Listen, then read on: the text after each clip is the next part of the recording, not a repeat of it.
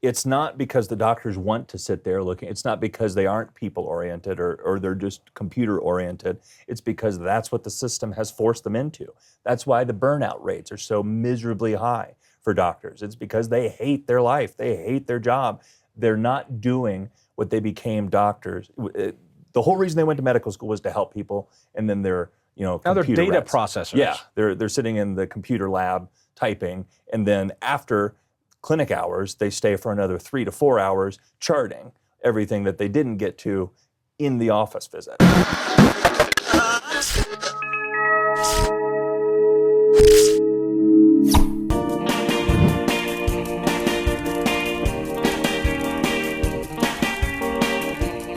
had this conversation with this gentleman literally 2 years, almost to the day. And I told him, this is not going to work. So he came back to say, Dr. John Dygert from Pinnacle Advanced Primary Care. Rolls right off the tongue.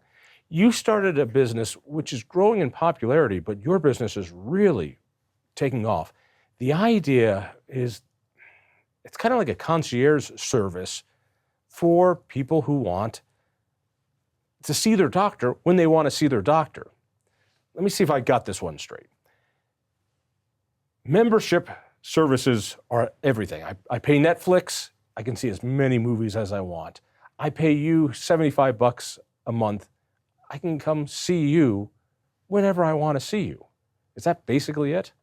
That's it, and it is an offshoot of concierge. There are some subtle differences between direct primary care and concierge, mainly the cost, but that's exactly right. It's just a better way to do primary care, and it's a free market solution to primary care. This is what gets me. I mean, I like my doctors. They have a nice little practice. It's part of the hospital, and so you go and you do this and you do that. You gotta get an appointment, and sometimes, rarely, I'm just sick, and I just need the medicine, all right? It's like, I've got strep. I can tell I've got strep. Or I've got this. Can you just get me this? Well, no, you'll have to come in and see. I know the doctor. She's going to see me. We know each other. She's just going to say, you need this. Can I just talk to her on the phone? And, no, you'll need to come in. I've known her for 10 years. No, you need to come in. But on this, once you get to know me, we could just do face-to-face and we're okay, right?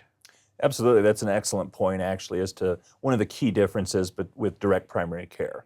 It basically eliminates the fee-for-service, which is the whole reason they do that. In order to get paid, they need to bring you into the office for an actual appointment.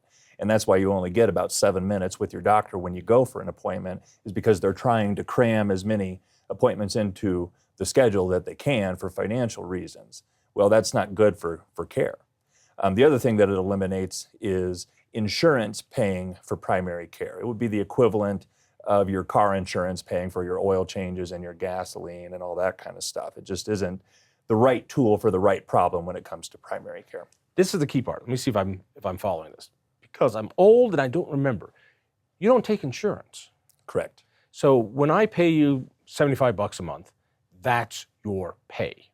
All right? So when I'm there, you get all of that money, and you don't have to file with the insurance company. You don't have to fight with the insurance company. You don't have to worry about codes. And for those people who don't know, there are tens of thousands of codes, and there's like 400 that they usually use.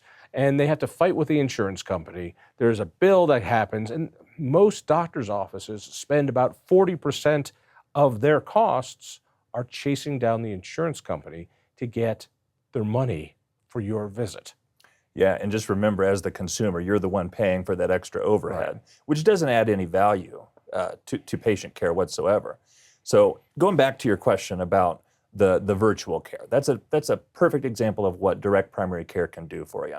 Instead of having to come in, get everybody else in the waiting room sick when you're in there, we know you. We know that you're prone to strep throat or something like that. So we can get on for a Zoom meeting or a phone call or something along those lines. And if it's appropriate, we can prescribe antibiotics because we don't have that financial incentive. We already have our membership as our source of revenue. So when you have that setup, we can innovate and come up with new and improved ways of delivering care to our patients. The downside is when I hit my out-of-pocket maximum, all right, I paid all my deductibles, I paid all my co-payments, and now I'm on the insurance's dime. There's nothing worse for an insurance company when I'm spending, quote, their money. So then I'm going to go in for every hangnail. I'm going to go in for every consult. I'm a little worried about something today. I'll just go right in. That's got to be what you deal with all the time because I've paid you my $75 whether I see you once a year or 3 times a week. So I'm just going to go in and camp out at your office. I'm going to, just like Netflix, the more I watch Netflix, the more I get out of it. I'm going to camp out in your waiting room. Oh, doctor, I got a little pain right here. Can you take a look at it? How do you make money off that if I'm just going to work the system? Because I'm going to try to get as much of your attention as possible. It's a good question, and it is one of the concerns that physicians have when they're considering going into direct primary care, but it really doesn't come up. I mean, there aren't a whole lot of people who want to come in for a weekly rectal exam or something like that, right? I don't know. I'm a very lonely man. Well, anyway, it's just, it's more that it gives people the option of being able to contact their provider when they need to. And that gives them that sense of security, and it's a true sense of security. And there are some individuals who are high utilizers, but it's a small minority of the overall populace of the patient panel. We talked about this 2 years ago, and I looked at this, and I was like, all right, I'm trying to figure it out. $75, and you can do all these things. I can talk to you. Wholesale pharmacy. I still have to pay for drugs. Drugs are expensive. So how does that work? Well, fortunately, we can basically sell drugs to our patients right after we prescribe them at wholesale cost. We also work with partners. Do you know Mark Cuban's company, Cost Plus Drugs? There's also another great company that we work with called Dygert, which is a cash-based mail-order pharmacy similar to Mark Cuban's. And that's a great solution for people to get their blood pressure pills, their diabetes medication, just comes through the mail, and they're paying what it actually costs, not their insurance doing this game with the pharmacy benefit managers, which are the low life of the healthcare industry, and we can get into that if you want to. But it's really just paying for the meds as opposed to this game that gets played through the retail pharmacy or the mail order pharmacy through the pharmacy benefit manager, one of the big things that adds to the overall cost to the healthcare industry. Right, so people look at this and they go, oh, for $75 a month, I'll do that. You're not talking that this is insurance, because if I have cancer or I have a terrible car accident, I need to be hospitalized. That ain't this. I want to be really clear about that. This is your primary care physician. This is something extra. This doesn't take care of the need to have actual insurance for what insurance used to be, which is the really bad stuff. Do I have that part right? You're absolutely right, and that's a great point. It's a very important point because, once again, we should get insurance out of primary care completely and run it this way, value-based primary care. You do need insurance, though. People view their little insurance card like it's their health care. Like, this little thing is going to keep me safe from anything bad that can happen to me, but it's not. It's just a financial tool to protect you in the event that you do have cancer or an accident. Give me a definition of primary care, because I know this is my primary care physician, but here's my insurance card and has my primary care doctor's name on it. But you seem to be separating primary care from bad stuff happening. Yeah, that's what's the difference? What is primary care? Well, I can tell you the way that the industry views it, and I can tell you the way that we view it. The way that the industry views it is family medicine, internal medicine, pediatrics, pretty much. That's what it is. And it's your doctor, right? The doctor who's going to be able to tell what you need to do when you have a sinus infection or a urinary tract infection. Manage your blood pressure, manage your diabetes. Know when it's appropriate to send you to a specialist. Take care of your preventive medicine, that kind of thing. That's what primary care's role is. It's like 80 to 90%. It's your family doc. Yeah. It's the guy you're talking to is like, I am not feeling well. I don't know where I am not feeling well. Do I have the flu? I don't know if I've got the flu. I've got to see somebody. The first call you make is usually your primary care. If you've broken your arm, you're going to go to the emergency room. If it's a Saturday and you're in a car wreck, you're not going to go to your doctor, your primary care. You're going to go right to the emergency room. If you go to your primary care and he or she looks at you and says, dude, this could be something. We did a test. Your white cell count is up here. This could be cancer. I am sending you right now to the specialist. That's when it goes from a doc like you to something much more serious. Is that a good way to cut that? That's a good way to do it. And yeah, just think of anything that is bad that could happen to you that would be a high expense that you would have to go to the hospital and stay overnight for. You have to undergo cancer treatments. You have a heart attack or stroke. You need emergency care right then and there. That's what insurance is for. It's absolutely, it's really important to have insurance or a health share or a catastrophic plan or any of those options to protect you financially. But when it comes to your day-to-day health care, that's what you need primary care for and preventive stuff. Because we can, manage risk factors for both cancer and cardiovascular risk and hopefully prevent those heart attacks and strokes from even happening in the first place. Talk to me about the tests. Because every time you go in for your physical, you go, oh, let's test you for this and let's test you for that. And you go, and then you get a bill. Same thing with you. They're not free. Is it free when you prescribe that? It's not free, but it's next to free, I would call it. We can get a complete blood count. You mentioned a white count earlier. Yeah. So there's a blood test called a complete blood count, CBC, that tests for white blood cells, red blood cells, platelets, basically. And I think that test is like $2.50 because that's how much it actually costs. They're not playing any of these games with the little insurance card anymore. It's just, hey, we're going to pay you because this is what the test is worth, just like we do with the prescriptions and just like we do with our memberships. It's a free market solution, and it's absolutely the right way to go forward. All right, so let me just look at some of these things. And there are procedures that you have to pay for. You said joint injections. I can buy a joint on the street or in any marijuana place. Why would I buy my joints at your place? Joint injection is one of the most effective and most common procedures that's performed. A lot of times it's done in the orthopedist's office. It's also in the realm of primary care. This is a steroid injection? Steroid injection for arthritis, okay. Usually, yes. Trigger joint injections. That's for soft tissue, yep. Skin biopsies, $15. All right. A nominal fee just to represent some of the equipment that we use and that kind of stuff, but basically it's covered under the membership. All right, let's get back. 2 years ago, we covered pretty much all this stuff. Yes. And I said, why don't you have this in Boulder? And you said, because I'm in Colorado Springs. But there's plenty of businesses like yours. Let's talk about the industry. More and more of this is popping up because people are tired of being treated like a number. This has quadrupled in size in the last 8 years. That's how popular it is. When you say it, what do you mean by it? Direct primary care or value-based primary care, which is a membership model for primary care. So let me kick that back to you.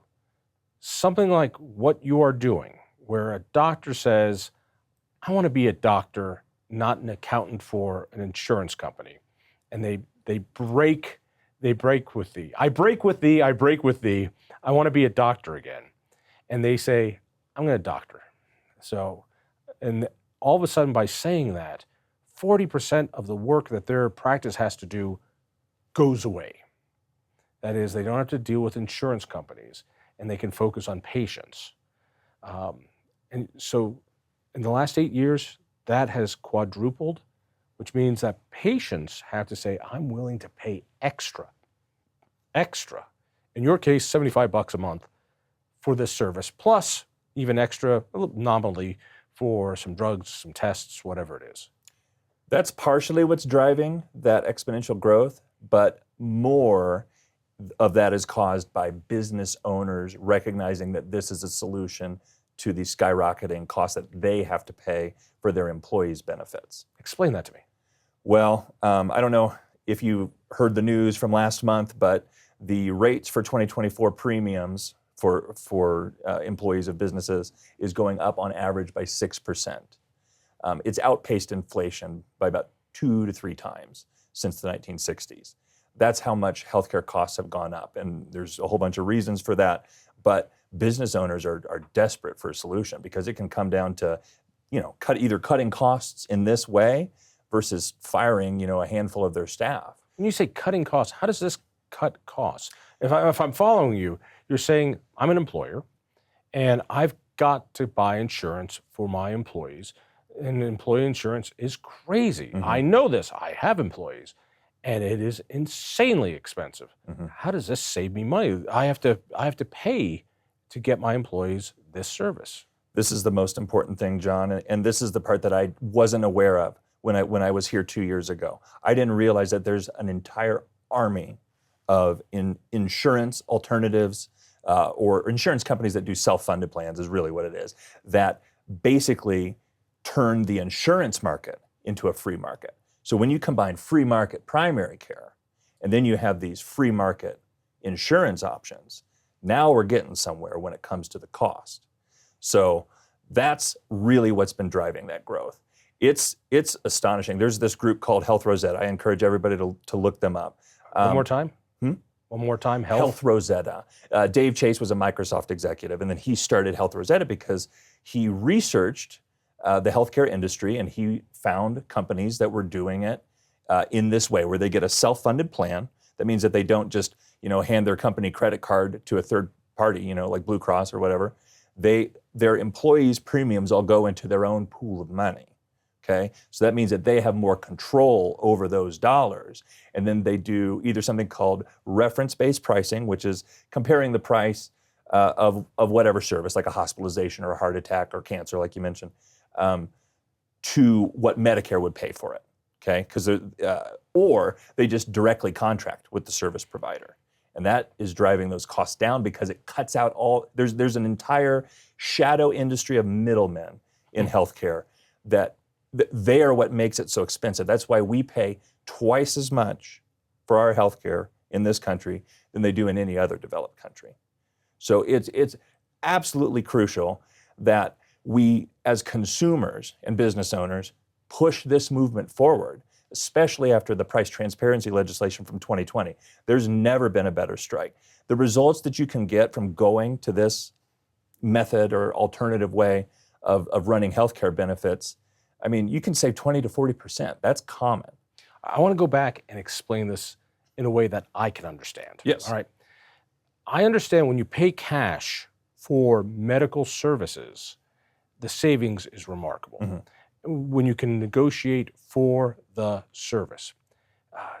Let's see, I remember 13 years ago, I went up to Canada and I talked to patients who would come down to the United States to get life-saving services because mm-hmm. they'd have to wait so long for the government to do it. I remember talking to a guy named Lindsay McQueith.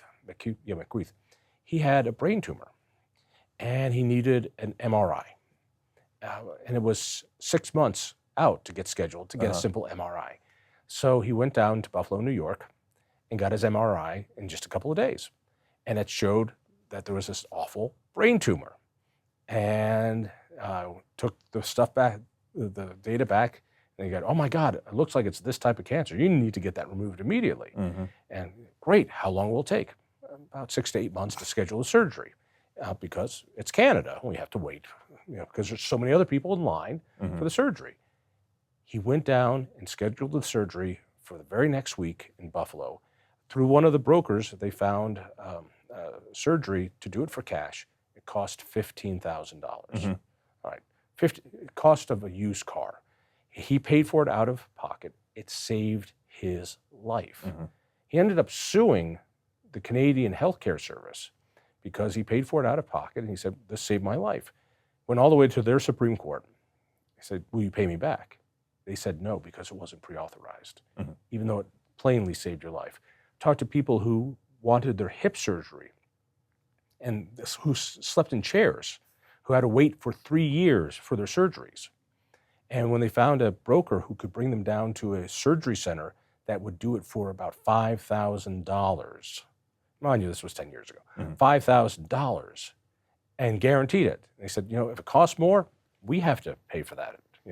But if it costs less, that's our profit, because they don't have to pay for all the overhead of what you're talking about, filling out the insurance forms and all the rest. And so they had surgery centers. That's what they specialized in. And these people would come down and in a few days go back up. And because it was cash for care. And so the efficiencies were remarkable. Is this the kind of stuff you're talking about? Yes, that is, I mean, the other key point, and I'm glad you brought that up, is that is a function of government basically running the healthcare industry like they do up in Canada and they do in several European countries. And there are some that do it better than others, but all of them have significant problems. And boy, let me tell you, would our government love to get control of the healthcare industry in this country. And I don't know if you paid attention during COVID, but if they get that, they have everything. They have, first of all, $4.5 trillion of the economy, but they can also just do whatever they want by declaring anything a healthcare emergency. You saw the governor of New Mexico suspended Second Amendment rights because healthcare emergency, right? And CDC did an eviction moratorium during the pandemic. That's our National Public Health Administration. What are they doing in the landlord industry?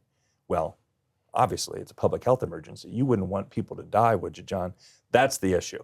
But yes, when it comes to Canada, that person probably would have died. The guy with the brain tumor. Oh, there's no question. Yeah. Would have died in just a couple of months. Yeah. So coming down and just paying cash is king, saved his life twice.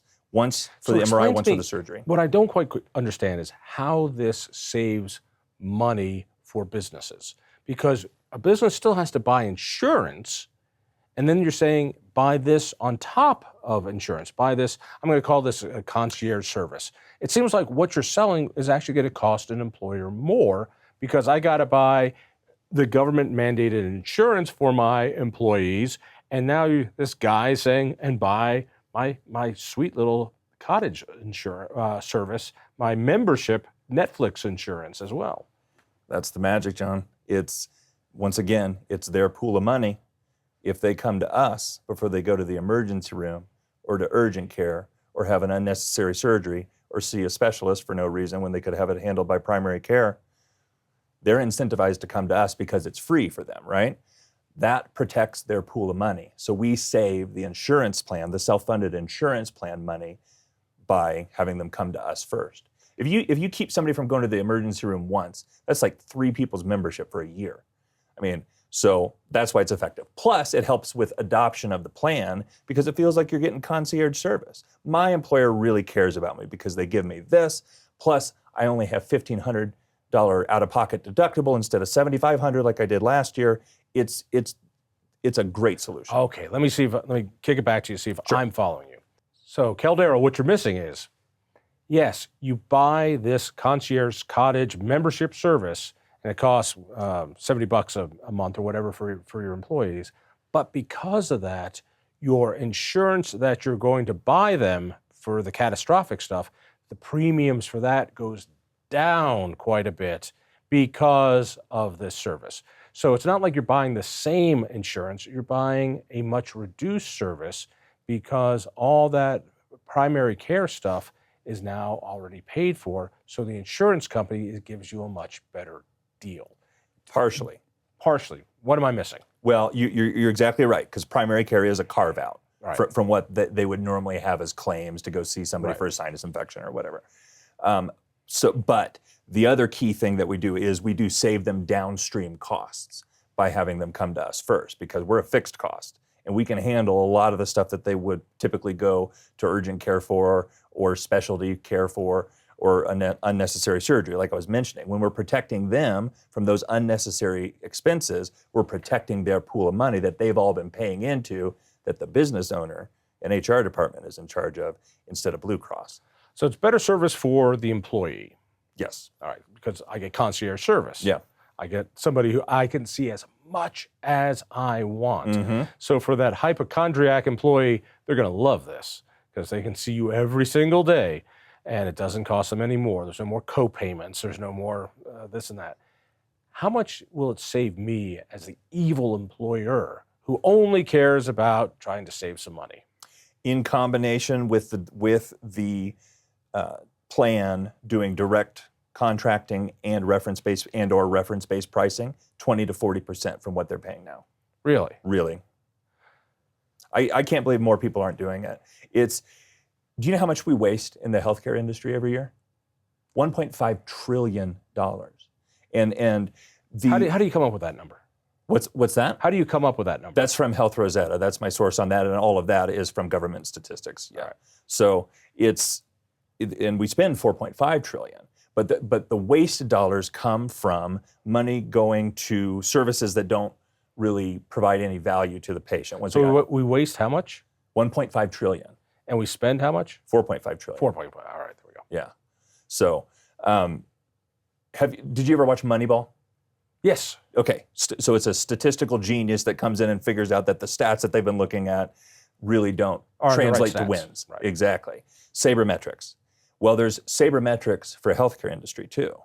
Which services, which dollars that you put into the healthcare industry actually translate to improved patient outcomes? Well, it turns out primary care are some of the best dollars that you can spend. Some of the worst dollars that you can spend are paying insurance brokers, pharmacy benefit managers, durable medical equipment salesmen, that kind of thing. That's what's making healthcare so expensive. Great book. Absolutely should read this book. Couldn't recommend it more highly. Dr. Marty McCary wrote two books. One of them is called Unaccountable. The other one is called The Price We Pay, and he details every single one of these.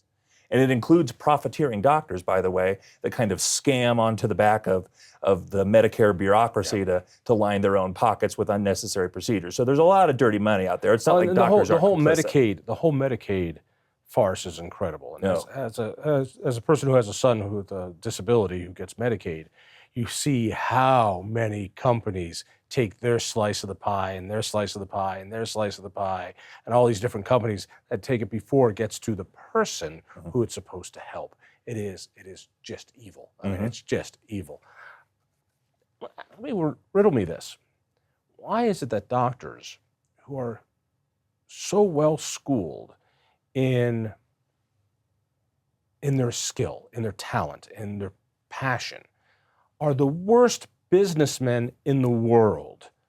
I see you cracking up there because you know exactly what I mean. 20 years ago, I met a guy named Vern Cherwin-Tanko out in Seattle. And he, very much like you, kind of had a similar epiphany.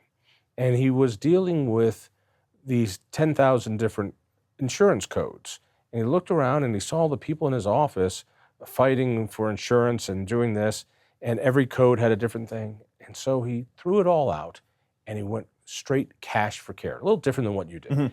And he came up with, I think, 5 codes: super short visit, medium visit, long visit, super long visit. And because he didn't take any insurance, he could get paid any way he wanted to. So a little old lady would come and bring him an apple pie. I can't pay, but I brought you this apple pie. And he goes, I love apple pie. This is perfect. Now let's sit down and talk about what's bothering you. And he said, I was finally free to be a doctor again. Kind of like I've heard school teachers who finally decided to go and get out of the government school and go teach in some little private school. I'm a teacher again. I'm not filling out forms. And it was the same thing. And he said, I can't believe how lousy doctors are when it comes to simple mathematics, and I'm making more money now than I ever have, and my patients are saving more money than they've ever have. And they can still use insurance. They go fill out the forms. I don't. Right. Well, it's a great question as to why doctors aren't good at business. I think there's there's 2 main reasons. One of which is you do so much training in the medical industry. I mean, it's drinking from a fire hose. So there's really not a ton of time to get your MBA while you're doing that. It's not MBA stuff, is it? Well, no. But no, you're right. But the other thing is, and this is probably the more important thing, is that doctors are more people-oriented instead of numbers-oriented. And they care more about, interaction with people and helping people, and it's cliche, but it's true. Let me call bullshit on that one, because every time I've seen a doctor in the last 10 years, they don't look at me. What You've do been they going look to the at? wrong doctor. What do they look at when you go see a doctor these days? The chart. They look at a computer screen and they ask you questions that often come up on the computer screen. You know who has the most personal attention to you is the nursing assistant that comes in that's Medical getting paid assistant. minimum wage that takes your vitals, writes down what you're there for. The doctor sees that before he or she comes in, and they are there typing in the stuff that goes into the system because that's what the system requires them to put in and ask you all the questions that the system tells. It's a robot.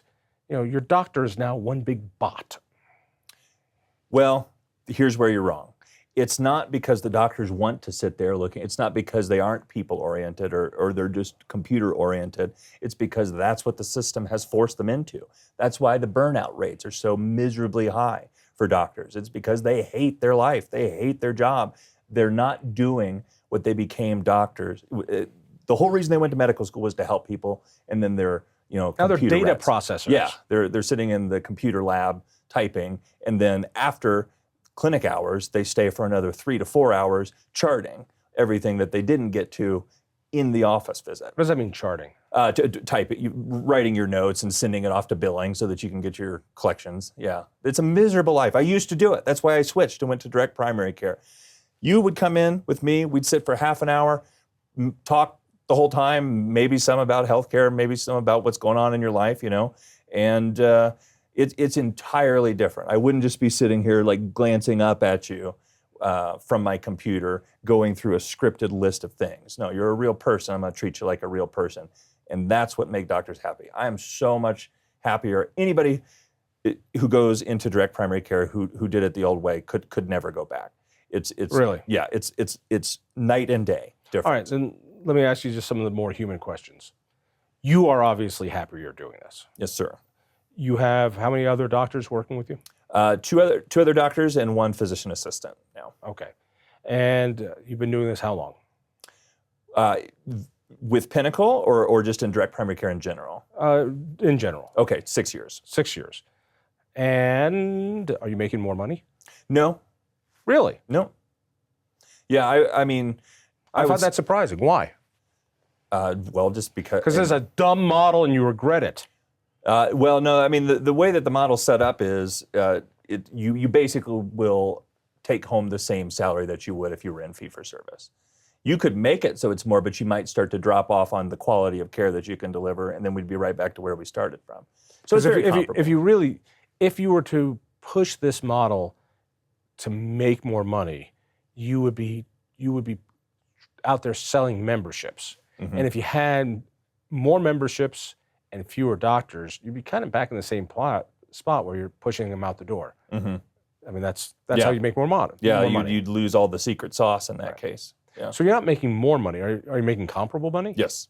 But your job satisfaction is through the roof. Is that what I'm hearing? Yeah, and yes, that's exactly what you're hearing. So you can make just as much money and love your life and love your practice.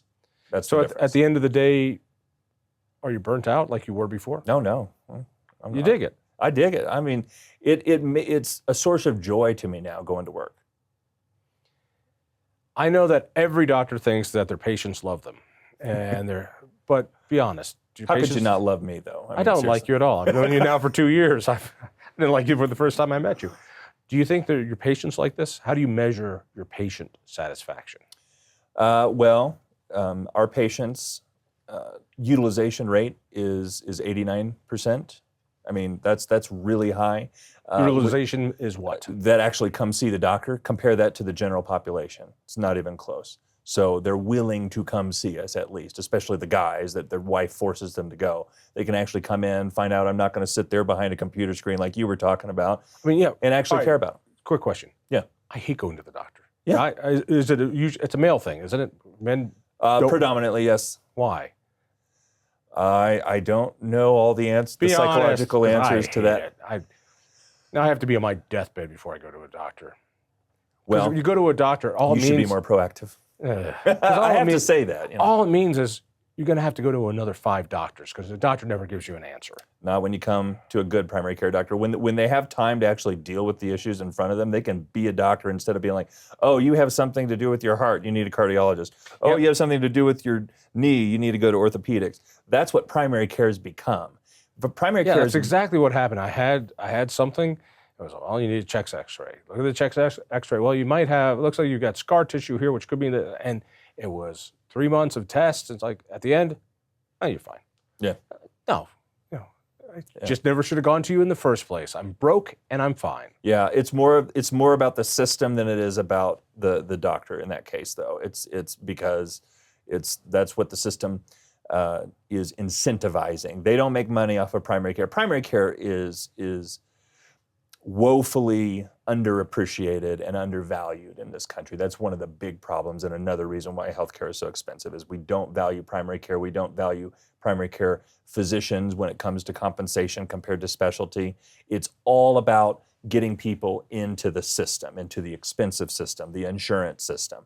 It's almost like your primary care doctor is just the third base coach wheeling everybody around into the hospital or whatever surgery or specialist that would make the system more money. And it's all consolidating, and you've seen that, I'm sure. How many patients do you lose? I don't mean kill, because I'm sure that number is ridiculously high. But how many patients, it was a joke, how many patients say, I'm canceling my membership?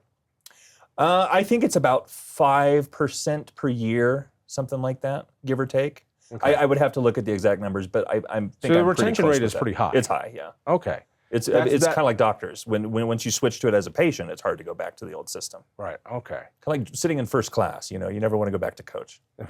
Well, but times are tight, and you're talking about $8,000 a year, or $800 a year. Yeah. $800 a year. In one way, it's nothing, to have a doctor on call anytime you need. And how much has your business gone up since the last time we talked? I think we have about 1,200 patients now, 175 businesses. As I mentioned, we've hired 2 other providers. So it's going well. It's going well, and it can go well for any other doctor who wants to jump into this. I highly encourage it. You and I do this, and it really isn't to promote your business, No. Pinnacle, which is great. I'm happy for people to know it, but what's your purpose for doing this and being evangelical about getting patients and other doctors to know about it? Why is it important for you to let folks know about this service? Well, it's my career, John. I mean, this is what I went into medicine to be able to do, is to make this kind of impact. But then when I got into it, right after I was here, I started delving into the actual problems with the system. I read Dr. McCary's book, and it's all of a sudden it hit me. It's like, we could actually fix this thing. I didn't believe that before. I thought it was too complicated and it's just a bunch of, but it is, and the solution is just to make it more free market. That's literally it. We have to have price transparency. We have to have effectiveness transparency.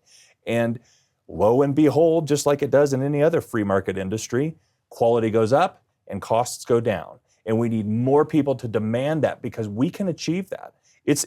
There's no reason that we have to keep paying this much and getting so little in return. We can actually fix this problem. I wish a political party would take this up as one of their key, what do they call it, policy platform things, because I think it's a winner. I think it's something that would win in the public eye as well. Everybody hates their healthcare right now. Everybody hates how much it costs and what quality they get. What is surprising to me is that this is less expensive. The idea that I could have, and I like my primary doc. Mm-hmm. She's a really nice lady. She's been good to me over the years. I like her, and she's part of a practice. But the practice comes out of Boulder Health Hospital, and it's part of the bureaucracy. And bureaucracy is you got to keep your masks on, and so they're all masks, fascists, and until it's way too late, and it's just bureaucratic this and the idea of I wish you guys operated in my hometown, because I would pay for this just to be able to have something that was personal, that, it's like, hey, I know you guys, and you have the freedom to do this. And if it saved us money and got better service, who wouldn't want this? There was a time, and I'm old enough to remember my family's doctor making house calls. I imagine you guys don't make house calls. Believe it or not, I do. Rarely, but it Really? happens. Yes. Really? Really? Why would you make a house call? Because the patient is unable to get out of the house, usually due to mobility issues, or there's just some kind of practical reason. And I remember those days. And the doctor, that was the doctor, and they sent a bill. You know, it was that kind of thing. And you miss it because it was probably the most trusted bond you have. I don't have that trusted bond because it's an insurance hospital machine. It's not a person. Mm-hmm. You know, Well, something different. Yeah, exactly. And that's what this restores. That's a great point. I feel like my patients and I do have that kind of bond where I know what sports their kids are playing. I know where they like to go on vacation, you know. I know that this person, when they get a cold, is usually going to turn into a sinus infection. Right. Mary over here is prone to urinary tract infections, and she goes to visit her grandkids out in Florida and may give me a call if something happens. Right. That it goes back. It's like old school medicine with a modern twist. That's how I would describe it. All right. Leave two messages here. First, for patients. What should patients be looking for? If they're interested in something like this, and they're not in the Springs, where they can call you up at Pinnacle, but what are they looking for? What should they, dive into their computer tonight and go, I want something like this. What do they Google? I would Google direct primary care, and then I would either take it upon yourself to get yourself a membership. I mean, you can get it, for example, you can get it right off of our website. I mean, it's usually pretty easy to sign up. It's just not everybody knows about it yet. But 52%. But if you don't live in Colorado Springs, you can't sign up to yours. Oh, there are plenty of direct primary cares up here. Absolutely. There may even be one in Boulder. I haven't looked, but I'll look for you. I would appreciate that. Absolutely, yeah. Right. And but what patients need to realize, and this is the thing they don't realize, because once again, they think their health care is that little plastic card that they keep in their wallet, and it's not. They can get so much more for much less money, and we just need to push it forward as a country. I mean, the public needs to demand this. Business owners need to demand this for their employees. Individuals need to demand this for themselves because it is so much better and it's completely doable, especially since the price transparency legislation came through at the end of 2020. We're And set the up idea, to we do don't that. have health care insurance. We have a prepaid plan. Mm-hmm. I mean, I have life insurance. I hope I don't ever use it. That insurance is something you don't. I have home insurance in case my house burns down. I hope I don't use it. The plan is I don't ever want to use it. I have health insurance. Yeah, I'm going to be using it all the time. Mm-hmm. That's not health insurance. That is a prepaid thing. I pay it and then I use it. I pay it, I use it. I pay it, I use it. It's like using your car insurance not for accidents but for your oil changes. Right. That's a maintenance plan. Mm-hmm. So it's not really insurance. Well, and that's what you're talking about is a maintenance plan. Well, yes, it's an everything. It's kind of an all-encompassing plan when it comes to primary care. It really is. I mean, and the other thing is about the insurance system and the insurance paying for everything system is it creates a bureaucracy where people can get away with gouging everybody exorbitant fees for things that shouldn't cost that much. And then sooner or later it gets so gouged, you go, well, this is outrageous. Give it to the government. That's exactly what they're doing. And that's the biggest gouge of all. That's been their plan the whole time. Right. Capitalism didn't work, sorry. Right. Obviously, you need us to take things over. What happens is you get a Canadian system, and in order to stop the gouging, you have people on wait lists and wait lists and wait lists. Mm. It's fun. You break your leg, they can patch you up pretty quickly. But if you need a service for somebody who has a chronic illness, somebody with a disease, somebody who needs back fusion. I met a woman who was laying in bed for 2 years for her simple back fusion. Mm-hmm. She was 29 years old. They gave her opioids. She became addicted. And one of the doctors she saw basically said, I'm sorry, you just haven't suffered enough. He actually said those words. Mm-hmm. And the reason was because there were so many other people in line before her waiting for a back fusion who are older and been waiting and addicted to opioids before her. And to the point where she was lost control of her bodily functions. She was wearing diapers. She had 2 young boys she was trying to be a mother to. Instead, she was bedridden. Finally, a doctor said, "You're too young for this," and gave her permission to skip the line. She still had to wait 6 months. Gave her the back fusion, the spinal fusion, and before you know it, she was up and about, and she got off drugs and got her job back and her life back. And she said to me, "My guilt is I lost 2 years as a mom that I can never get back. And the guilt I feel towards my sons is, is awful." And that's the cost of the delay. That's heartbreaking. It is heartbreaking. And she looks at it and she was just crying when she told me this story. Instead of, and the guy this was the scariest part of my whole trip. The guy who's the broker who arranges for these people to escape down here and do this, he looked at me and said, "Don't ever do what we do in Canada with healthcare." Mm-hmm. Because, because he said, this surprised me, because if you do, we will have no place to escape to. We will have no place, we will have no safety valve. Isn't that wild? Yeah. Wow. All right, very, very last question. Yep. What's your message to doctors, other people, particularly primary care physicians who might be listening to this conversation? Mm-hmm. Give them the last word. Well, if you want to have a fulfilling career, if you want to have the career that you envisioned when you went into medical school, if you don't want the government dictating everything that you do, stifling innovation, making healthcare a limited resource instead of an unlimited resource, then you got to break out of it. I mean, what's the definition of insanity is continuing to do the same thing and expecting different results. Well, you got to be a little radical here. You got to take the initiative and get out of the fee-for-service, insurance-based practice that you're in and join us over in the direct primary care movement. We need everybody. Do you think most doctors think it's the government, or do you think most of them think it's the insurance companies? Not realizing that it's the government that created the reason for the insurance companies. Yeah, you're exactly right about that. And most of these problems have come up because of government intervention, and then it's basically the worst combination of government intervention and crony corporatism. Yep. But do I think most doctors realize which one's which? You hear plenty of complaints about both, I would say, insurance and the government. Isn't it funny? This all goes back to an IRS ruling under FDR. Mm-hmm. All of it comes back to one IRS ruling that says maximum wage. Right. Yeah. That when FDR froze wages, mm-hmm. price controls and wage controls, in order to give people wages, increased wages to tempt workers to work for them, mm-hmm. they gave them these benefits, including I'll pay for your health care insurance. Mm-hmm.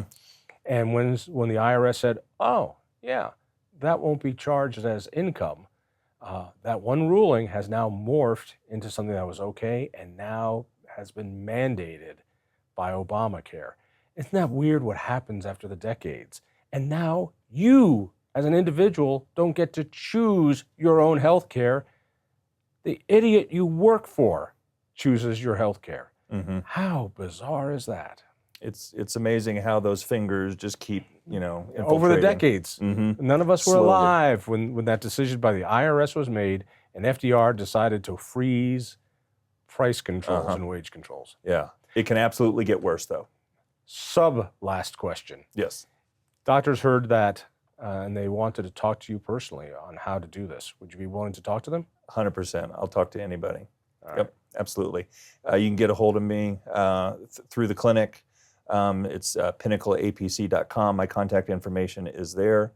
Because I would imagine there's a doctor out there listening to this going, I wouldn't even know where to start, how to start, who to talk to. But I'm about ready to become a waiter or a busboy instead of doing what I'm doing. Well, I hope there are doctors out there listening. And absolutely, hit me up. I'd be happy to get you pointed in the right direction and do whatever I can to help. And third last question. Can you get me a prescription for a whole bunch of opioids? Sure. Yeah, that's actually what I'm best at. I mean, just because I need to sell them to make some money. Okay. Now, I do take a 25% cut if you're going to be doing that. We'll talk off air. All right, good. Free market. Thank you so much. If you enjoyed that conversation, by all means, click one of these other great programs. We have the best conversations with the most fascinating Coloradans. and subscribe to our channel. Just click down below and hit that little bell button too. You don't want to miss a single show.